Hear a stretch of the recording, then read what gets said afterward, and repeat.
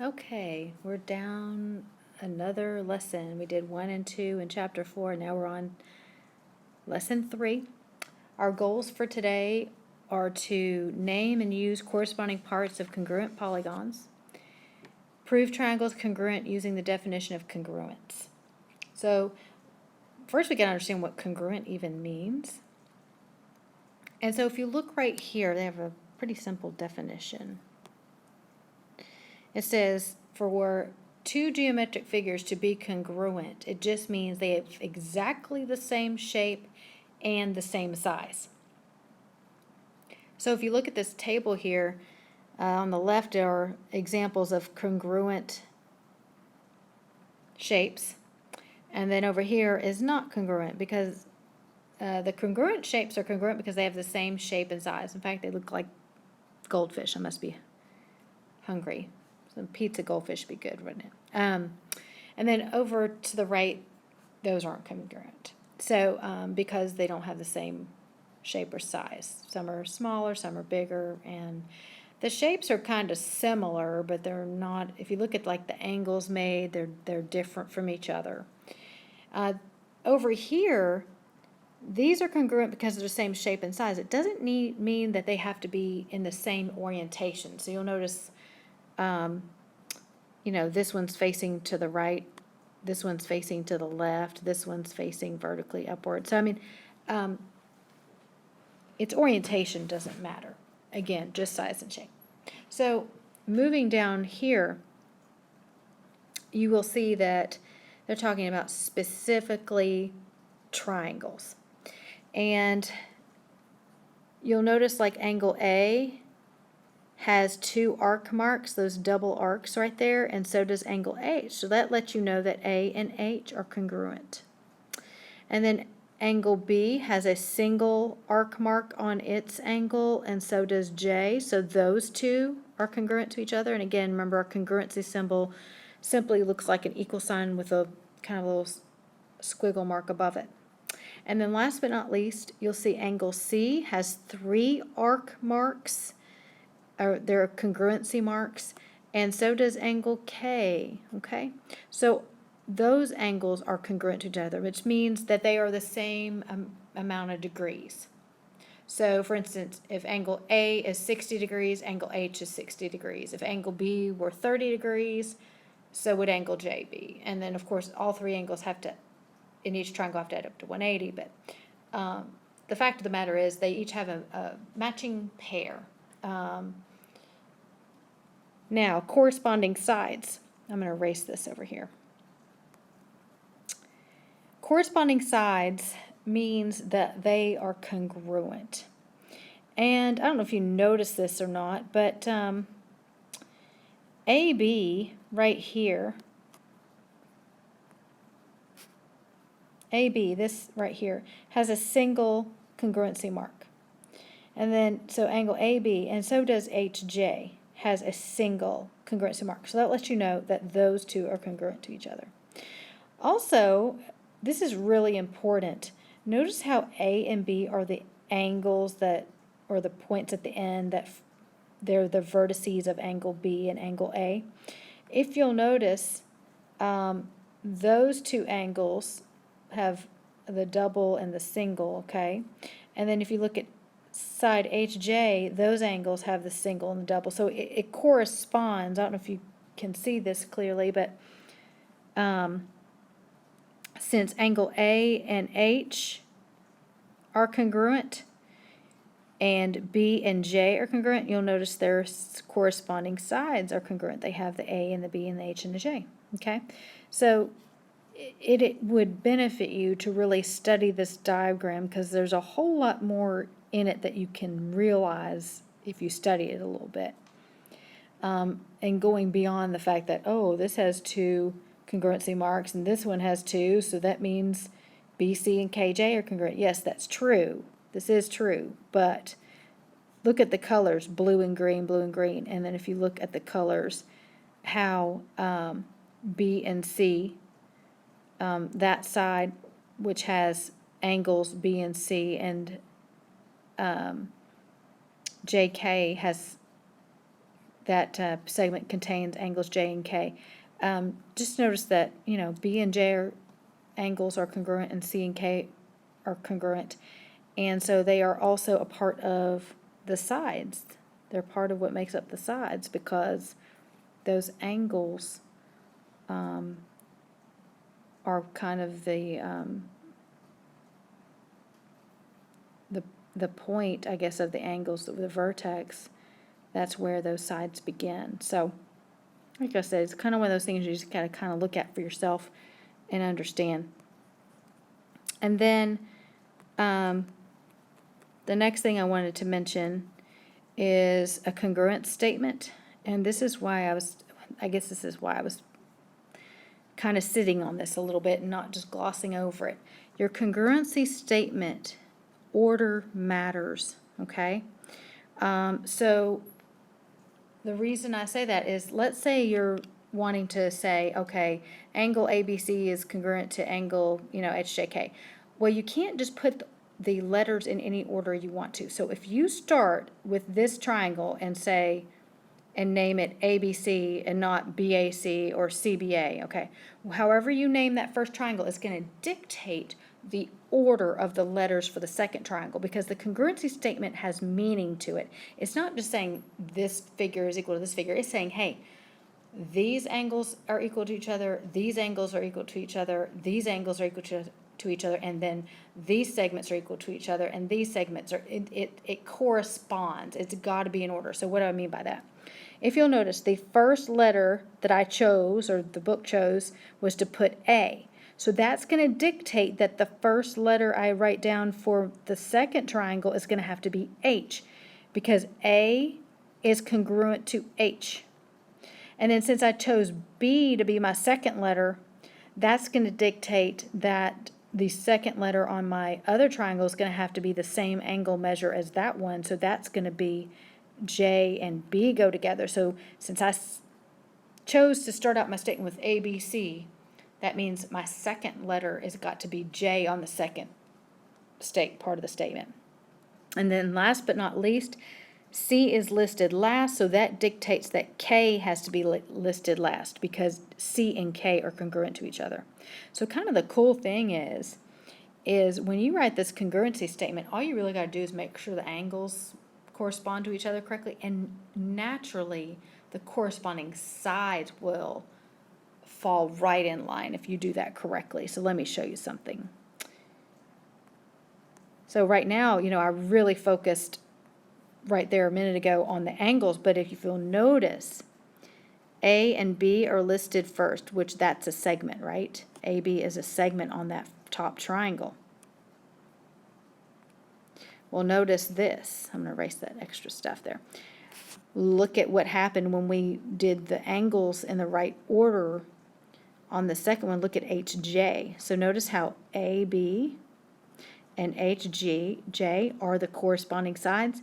So the fact that we focused on making sure the angles were listed in the right order, that naturally makes sure, or you don't even have to make sure, it just naturally happens that the corresponding sides will match up right. So let me go a little further with this. So I pointed out AB and HJ. Look at the second pair of letters, BC. If you look over here at BC, okay, look at BC. And then you look at the last two letters on that second part of that congruent statement, JK. See how they were the ones that were corresponding to begin with when we listed them there?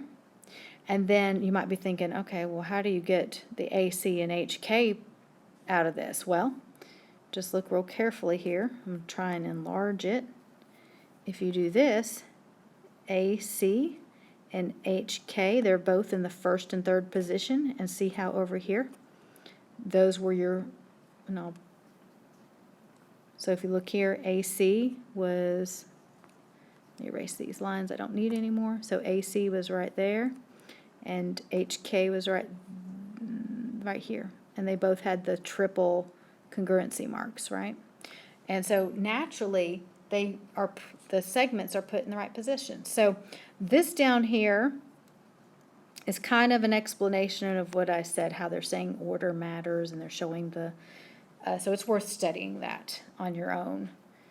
Okay, one other thing, third angles theorem. Okay, so this is kind of common sense if you're to think about it.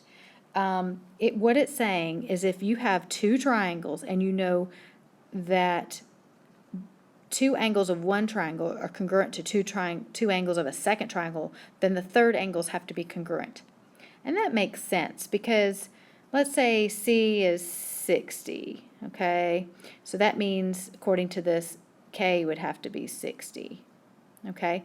And then let's say B is 70, okay? That means J has to be 70. Well, just by the angle sum theorem, which says all the angles have to add up to 180, by default, angle A and L are going to have to be the same measure for that reason. So the third angles theorem, they're just saying up here what I just said.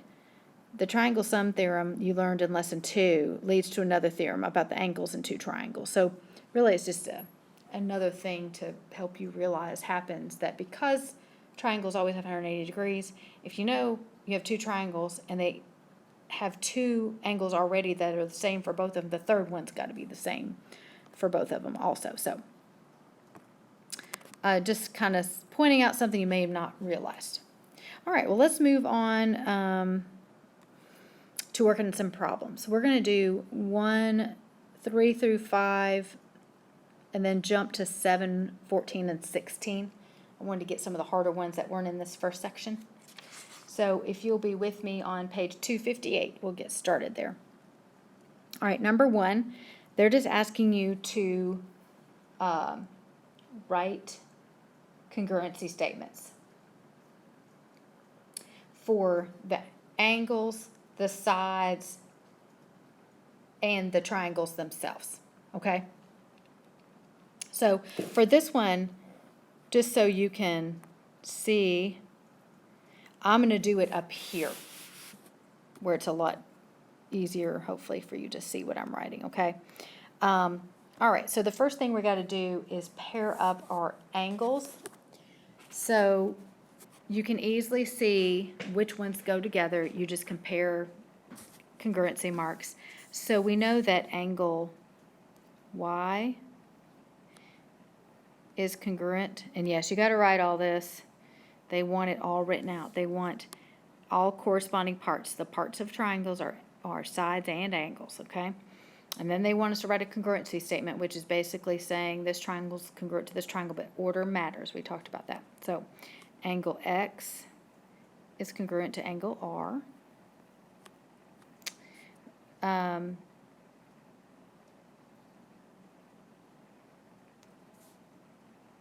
Let's see, we have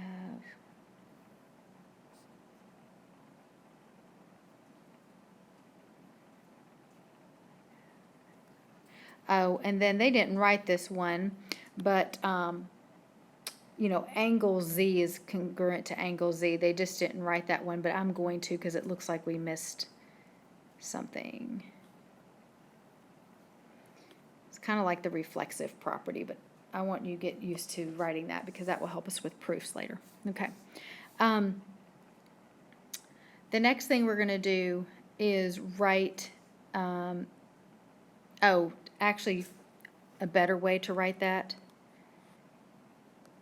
is, since the angle Z actually means two different angles, let's write the 3 letters.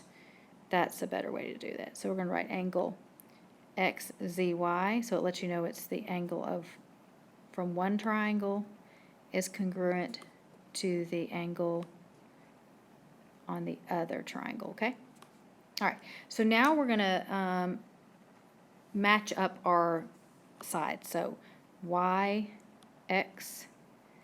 is congruent, and again, I'm just looking at the figure, SR. Then YZ is congruent to SC. This problem takes a lot of perseverance to finish. It's a lot of letters to write. XZ is congruent to RZ. And then finally, they want the congruency statement. So it's up to you how you want to start these. Now, this is what I recommend. When you're doing these problems, especially since you're doing them for the first time and not maybe totally sure of yourself, I would look at the back of the book and see what order they put the first triangle in letter-wise. So I'm going to look back, and they named the first triangle in the order of Y, X, Z. Okay? So based on their order, I'm going to, that way, if you do that, then you'll be able to know if you did it right or not. If you pick a different order, it's a little bit harder to check your work. So I always like to look at how they started it, and then I finish it based on how they started. And that way I know I did it right from the answer key. So since they started YXZ, that means I'm going to angle Y is the same as angle S, so it's going to go first. Then the second letter they wrote was X, so X is the same measure as R. And then the last one we knew is Z, obviously. Okay, so that's my congruency statement for the last part. And a congruency statement is basically saying like one object is congruent to the other. What we did previously was the corresponding parts, which were triangles. So we had angles and sides that we had to identify. So that's all we're going to do with that type. We're going to hop on down to 3. So it says Sarita is changing the tire on her bike, and the nut securing the tire looks like the one shown. So this is what they're talking about right there. Which of the sockets below should she use with her wrench to move the tire? Explain your reasoning. So I'm going to move this box out of the way so you can see them. So pause the video and see which one you think you would pick. Okay. The correct answer is the 1/2 inch socket, which is right here, okay? And the reason for that is, and you can have different answers, but the answer in the book was the nut is congruent to the opening for the half inch socket. So if you've never used a socket wrench, you may have had a hard time deciphering the picture, but that is true. That's the one that the nut is congruent to the opening of the 1 inch socket. So that's the reason. So I'm going to write that down there because they do want a reason. So, and if you had a different way to explain it, it's probably okay, as long as it means something similar to this. The nut is congruent, so I'm just going to use my little congruency symbol, to the opening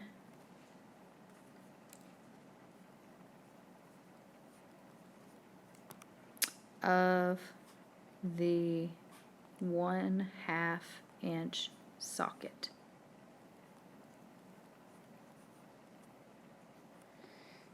One inch socket. Put a little dot there for inch. Okay? The 1 inch socket.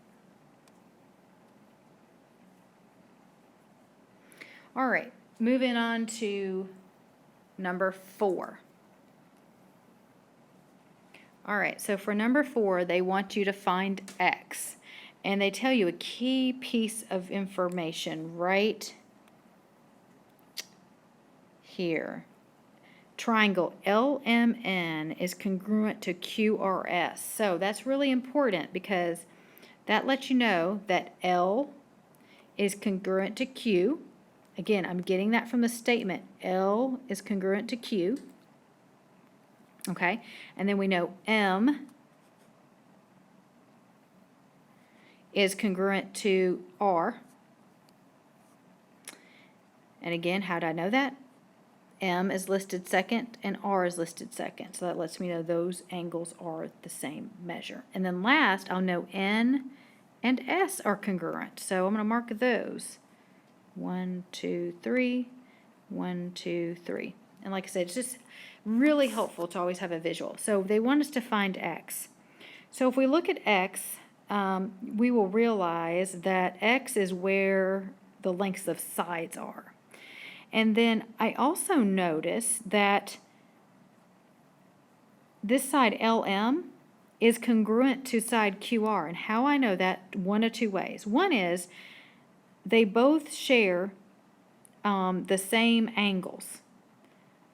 If you notice, angle L has a single mark and Q has a single mark, and then M over here on the left has 2, and then angle R has 2. They share the same corresponding congruent angles. Another way you could figure it out is look at the order of your congruency statement. I'm going to get rid of this right here. LM is first and second, and QR is first and second. That is another way you can tell that those sides are equal. Okay, so having shown you 2 ways why they're equal, the first thing we're going to do is set them equal to each other, because we know, let me see where I can put this, we know that LM is equal to QR, okay, for 2 different reasons I showed you. And we know LM is equal to 2x plus 11, and QR is 3x minus 9. So now we're just going to do some simple algebra. We're going to subtract, well actually probably subtracting 2x on both sides. That will give you a positive x value. And then we're going to add 9 to both sides. And so we'll get that x equals 20. Okay, so again, you need to work that math out, okay, of course. I just ran out of room, so I just kind of did it in my head right there. But that's what you should get when you work it out, okay? Now, y. They want us to find y. So we're going to look over our figure, and I'm going to get rid of these marks I've made, okay? And we know that from our congruency statement that M is congruent to R, okay? And the reason I know that is because of this statement. If you'll notice, let's see if I can get this moved. Well, it's a little too far, but I'm going to get rid of this previous problem here. You will see M is second and R is second. They are congruent to each other. So move over here. Since we know angle M is congruent to angle R, all right, now we're going to set them, that means their measures are equal, so I'm going to put y plus 10 for angle M, because that's what they gave me. And then for angle R, they said 2y minus 40. So again, you're going to probably subtract y on both sides and then add 40 on both sides, and you should get that y is equal to 50 when you do the math on that. Okay? Now, the next one we're going to jump down to is 7, okay? I just want to do one from a different section. That's a little different, and the question says to find x and then explain your reasoning, okay? So let's look at this a little bit. They tell us 2 of the angles in the triangle on the left, and I'm going to try and enlarge this a little bit so that if I can, well, oh, there we go. There we go. All right. Well, you can see it at the bottom a little bit better. So they want us to find x, and if you notice here that we do know a few things that I'm going to transfer. For example, I know that angle Z is 65, and how I know that is because the other triangle has a congruence, one single congruency mark and says it's 65, so that means that one's going to be 65. And then angle M is 51, so that means angle Y is 51. Okay? So pause the video if you haven't been. I hope you have been before I do each problem, and try it on your own. And especially if you didn't know how to get started to begin with. pause it again and see if this information helps you. Okay, so hopefully you're able to figure it out. But one thing we learned from, I think it was the first lesson of this chapter, is that the sum of the angles is equal to 180, okay? And so there is more than one way to do this problem. So if you did a different way, kudos to you. This is the way I've chose to do it. So since the sum of the angles, so we know angle X plus angle Y plus angle Z equals 180, right? So let's just substitute what we got. We know angle X is 4X, angle Y is 51, angle Z is 65, and we know all that should add up to 180 according to the little equation we had up there, okay?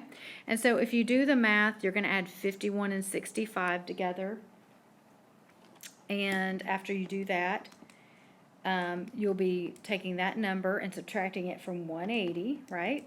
And you'll get 64. So we're going to end up with 4x plus 116 equals 180. Then you subtract 116 on both sides, and you're going to get 64, and you'll divide by 4. So ultimately, you should get x equals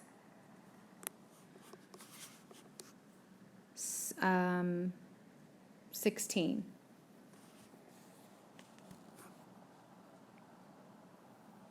Now, I don't know if you realize this or not, but when you got down to, on this step right here, that 4x equals 64, you actually had the measurement for that triangle there. Or, I'm sorry, that angle that was missing. It was 64. So we can just say x is equal to 16, and you can explain in words to me showing this work right here. We use the triangle sum theorem. So I would probably just say, and again, you could have used different triangle sum theorem. You could have used that like I did. You could have also used one of the other new theorems we learned, which is the third angles theorem, which says since we could have figured out that this angle N right here was 64, that means the other one had to be 64. And then you could have said 4x equals 64 and got 16 that way. There was a couple good ways to figure out that one. So just want to let you know that. And we're going to do 2 more problems and then we'll be done. We're going to do 14, okay, down here. And 14 is asking for what the measurement of y is, okay? So we look at our figures and find y, and we'll figure, oh, there it is, angle D, okay? And then on this figure, we've got this angle up here has a y in it, all right? So what we're going to do is look up here at the beginning, and it tells us that these 2 polygons are congruent to each other, and they give us a congruency statement that BCDE is congruent to STU, okay? So because of that, I'm just going to see what I have down here, and it says angle D and angle T. So if I look at my congruency statement, are D and T in the same position? Yes, they are. That means they are congruent to each other. They're the third letter in both of these, so that is a good thing. So now we know from this congruent statement that D and T are equal. So for 14, I'm going to put angle D is congruent to angle T. So since angle D is 2y minus 31, so I'm going to write that down next. I'm going to find a spot right over here. So I'm going to say 2y minus 31, and since they're equal to each other, according to the congruency statement, I'm going to do as an equal sign, and then I'm going to figure out what t is. It's y plus 11. I'm going to do my math. I'm going to subtract y on both sides and add 31 to both sides, and you're going to get y is equal to 42 as your answer. Okay? Now, last one is 16. Again, reminder, please pause and try these on your own first. All right. 16 is asking about W. So I notice my figure here. I've got RS has R and a W in it, and then BC has a W in it. So let's see if they are congruent or not. How can I figure that out? My congruency statement. So again, I'm going to see is BC, it's listed first and second, and ding, ding, ding, RS is listed first and second. So that tells me that BC and RS are congruent. So that's going to help me a lot with 16. So since RS is congruent to BC, I can set them equal to each other. So I'm going to set RS, which is 2W plus 13, equal to BC, which is 4W minus 7. And then I'm going to do my math. I'm going to subtract 2W on both sides, add 7 on both sides, and that should give me that W equals 10 for my answer. Okay, so we found each value. That's all we were supposed to do for that. Okay, so you have some practice problems to do on your own. They are odd number problems, so as I've said, please check the back of the book as you do each one of them, or at least after each section, to make sure you're doing it in the right way. Have a good rest of the day.